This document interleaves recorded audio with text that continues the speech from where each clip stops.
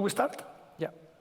Yeah. Well, nice to see everyone here in the physical world after this very difficult 18 months, and especially sharing this fire chat with Iñaki.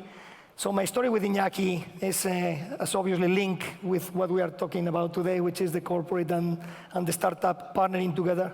And I met him in 19, and then been talking about the Cover Wallet and the own story about how Aon was trying to get into an unknown piece of business for us, which was digital distribution of insurance for SMEs, and looking around, trying to understand who was the best on this out there. I mean, we were very lucky to find Cover Wallet, and even luckier than to create a relation with Iñaki, so I feel privileged. He's not, I mean, he's one of the most entrepreneur successful people in Spain with 3 companies already, so Cover Wallet was the 3rd, and I'm sure it's probably not the last one. We're lucky to have him as a senior advisor of Aon. So, I mean, super lucky and thankful to be here for the summit and with you, Iñaki. Thank you, Eduardo, and thank you for your kind introduction. I have to say that Eduardo is probably one of the most successful Spanish executives in an American company, in a Fortune 500 companies. Probably he has reached the highest position of an executive in a Fortune 500 company. He's the CEO of EMEA.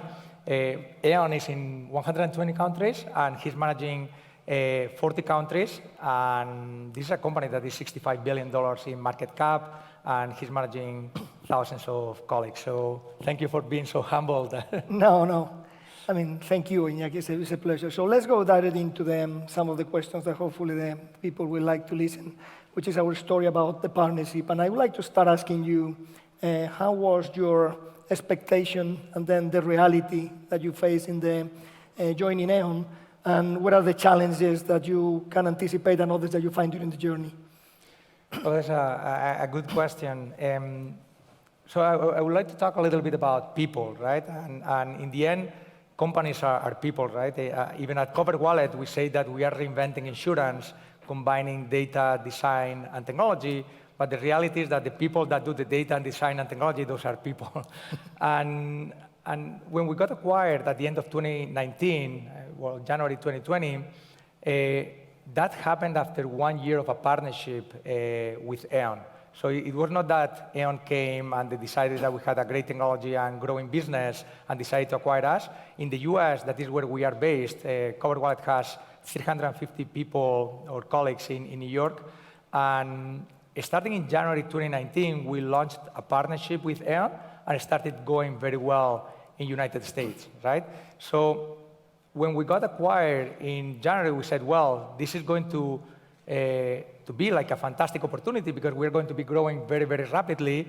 Aon is in 120 countries, so if what we have done in the US, we can replicate that in London, in France, in Germany, in Argentina, in Japan, imagine how fast we can grow. And the reality is that in the US, we grew very rapidly.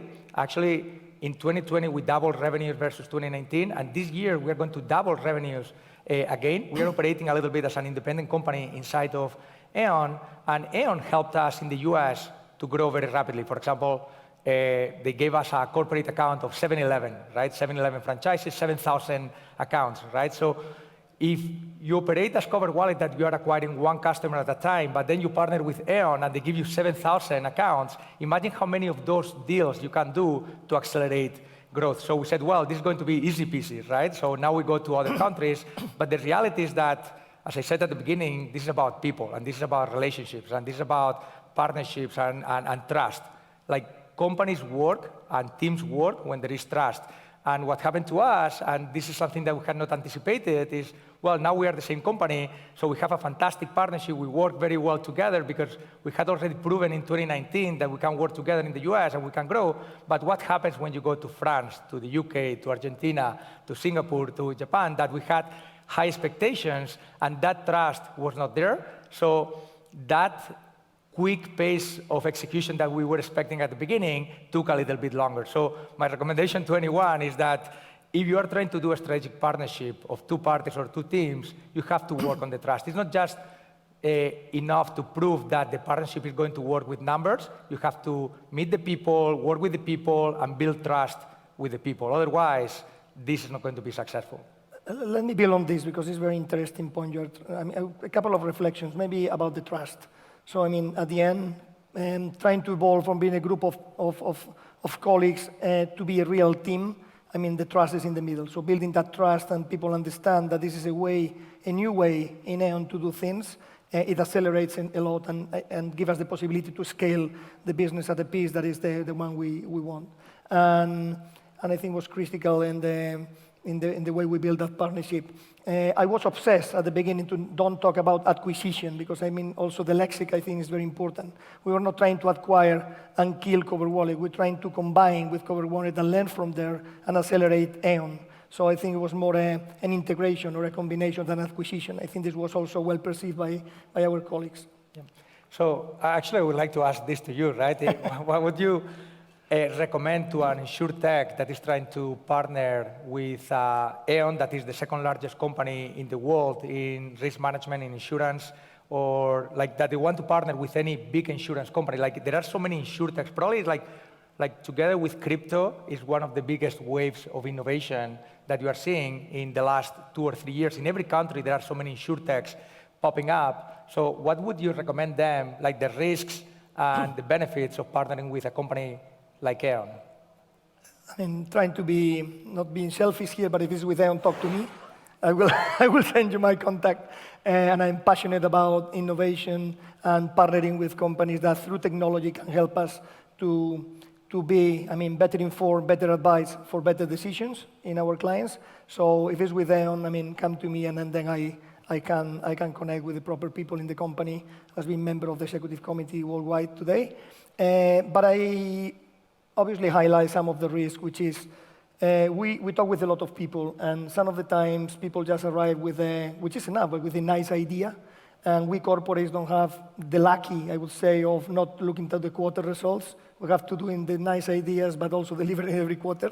So the patience sometimes is not the one it should be. So trying to bring the idea with the way of executing the idea in a very simple, realistic manner, it helps us, the people that is working like me in the corporation, to understand how can we incorporate and build without killing the machine, trying just to make an acquisition and move on, is a richer conversation from the very beginning about expectations and the value added in the chain. Whether it's an insurer company or it's a broker, never mind. It's more about where are you going to play in the value chains, what is your added value, how can you really manage the expectations of a big corporation that probably in the next quarter will ask you about the results. So simplicity and practicity, apart from the big idea, I think is needed.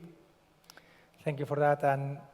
And as I said, InsurTech is one of the biggest categories of innovation. Here in Spain, there are like dozens of startups in insurance, like InsurTechs, but in every single country, it doesn't matter whether it is car insurance, homeowners insurance, renters insurance, life insurance, health insurance, crypto insurance, business insurance, that is where we play.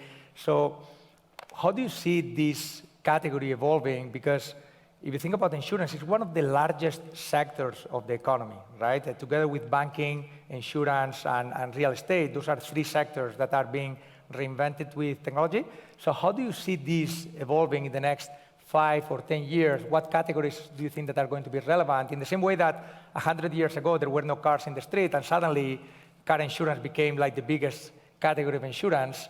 So what do you see that is going to happen in the next 5 to 10 years? Yeah, I would say in 5 to 10 years, but I would say it has already started today. I mean, and this is an industry that is clearly evolving. I would say 2 things: uncertainty and volatility never have been greater before for any of the businesses. Despite the business you are, uncertainty and volatility is out there. So the way we face both and the way we protect our businesses is key.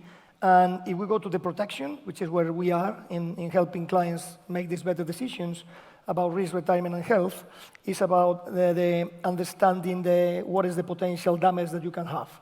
In the past, maybe 2 or 3 years ago, people were very focused on the assets. It was more tangible. So I'll say, let's protect the fabric where I am producing the clothes, because I mean, if I lose this, it's a disaster for the company, the P&L, and the market value. But today is transitioning very fast into the intangible. So you mentioned a few, but if you go to intellectual property, I mean, 80% of the value of the companies is IP. If you go to climate change, if you go to cyber risk, if you go to liabilities, if you go to pandemic, look at this, what we have been living in the past. So it's, I think those risks, which is not necessary, there is a solution today, and this, I think, is a challenge for the insurance market, that 60% of the top 5 risks that the companies are facing are not insurable today. So we have to find a new way of alternative capital, or how can we protect our balance sheet in order not being penalized for this kind of potential risk. Because in the past, if you lose the fabric, I mean, rarely affect to the share price, and today you are seeing this every day in the news. With a cyber attack, you can lose millions or billions in a day just because there is a cyber attack in the company and blocking. So I think it's already happening, but I think we'll see more, as you mentioned, with the way that our way of living is evolving, whether it's the car, whether it's the way we commute, whether it's the green energy. So there are new and more volatile risks that are appearing, and we as a sector have to be able to give solutions, help our clients to protect their businesses. Yeah, I fully agree with this because at Theon, we are looking at many of these new risks that are not insured. Like I'm sure that 2 days ago, like many of you had issues with WhatsApp and Facebook and Instagram that were not working, was down. So that is something that you can create an insurance that if your website goes down and you lose revenue, like an insurance company is going to pay you part of that revenue. Like, and there are so many things like that, like the gig economy, right? Like you have Glovo in Spain, you have Uber, you have DoorDash in the US. So those are individuals that are working as well, and how are they going to be insured?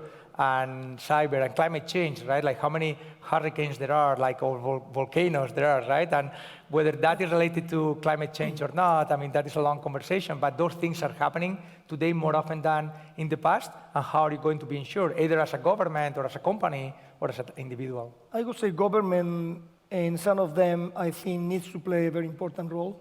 If you look what is happening today in the cyber market with 50 billion claims and just 1.5 billion insured, I mean, it's obviously a gap, and insurers don't want to lose money. So, I mean, we need to find probably a partnership also with the governments when this goes, I mean, to crazy numbers in order to, otherwise will be something that we need to face or protect in different manner. There will not be let's say, a transaction or protection for this kind of risk. Yeah. So, conscious of time, because this is going very fast, 5 minutes going down, I would like to touch on talent, because I mean, and you are a clear example. I learned so much from Iñaki in our conversations, and I have to say that we serve the pandemic quite well in the virtual, but I probably take more advantage of him in 20 minutes in the backstage than in a year and a half from home. So trying to find, and I think this is linked to the new office, also as a platform or of a place that things will happen, not just in a place you go to work, innovation, integration, onboarding, etc., client events. So thinking in how can we improve, Iñaki, from your point of view, because the talent you are acquiring in a corporate from a startup is fresh, is innovative, is young, is ambitious, is used to a speed that rarely happens in a multinational. So how do you think we can, let's say, build an ecosystem that is taking best of both, and we can don't kill the ambition, the illusion of the people that can help us to accelerate, at the same time that we are progressing as a firm and helping them to understand why the corporate as a platform can help them to accelerate the dream. And I remember when I talked to you first, you say, to be honest, the most exciting thing for me with Aon is that I think I can do in 2 years what I was thinking doing in 15. So how do you see all of this talent and diversity, etc., merging in together? Yeah, I think that there are two questions. One is talent, the other one is diversity that is important within talent, right? So for talent, I think that like the new generation of high talent, they want to see clear path of growth, right? And they don't want to wait 30 years to become like a senior person in any company. So it has to be clear expectations of what is expected from you, give ownership, and let that person grow. And for them to believe in that, you have to see that young people and talented individuals are already like high up, so other individual contributors can see where they can go. Because good people want to work for good people, and they want to be reflected in those senior leaders. And in terms of diversity, I think that it is already proven that diverse teams perform better than non-diverse teams.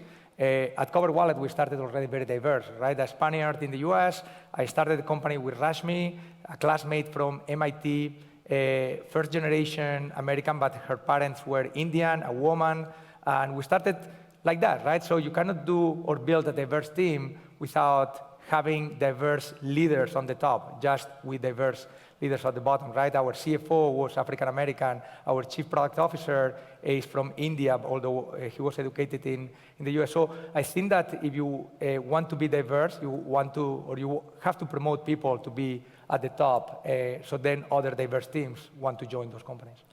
And understanding back to diversity, that diversity is a wide concept, and it's not just about being female or male. It's about education. It's about background. It's about different things. That is not just about trying to find the quota. And with Cover Wallet into Aon, I think we experience the beauty of having conversations with people with such a different background and way of looking to the same problem. That we end up solving in a different and better way together than just individually. So still 1 minute 32. I would like to, it's a question more personal for both of us, maybe about, is there any character or person that you particularly admire and follow in your life? Yeah, so this is also a good question, because I have role models, but not role models that I want to be like them. I'm very authentic as a leader, so I think that I recommend everyone to be authentic and to be yourself. You don't try to copy someone else, but there are people that can inspire you and you can admire, right? And I have the pleasure of having worked with or become friends with many of them, right? Like Bill Gates, I worked at Microsoft Corporate Strategy 15 years ago, and he's someone that is curious, and it doesn't matter whether you grew building software, then you can educate yourself to cure malaria, right? And use your wealth to have an impact in society. So that is very inspirational. Or here in Madrid, I'm very good friends of Martin Varsatsky, that when I was starting as an entrepreneur, that was inspiring to see someone living in Madrid, but spending half of his time globally and trying to be ambitious and changing the world from Madrid with Spanish talent and being innovative. And that is what energizes you, like to see other people that are doing extraordinary things that then you believe that it's like, well, if they are doing that, why not me? What about you? No, as it's just 10 going down, I will keep it for me. So hopefully next time you're going to see me, because people from Galicia don't say everything the first time. So I keep it for me, and next time I will tell you about where am I, but I like your answer. Thank you, everyone. Thank you for this. It has been an amazing opportunity. Thank you, the Summit. Thank you, Iñaki. And I think back to the trust. This is what we have built together, and it's hopefully visible that is successful and based on trust. Thank you. Thank you, Eduardo.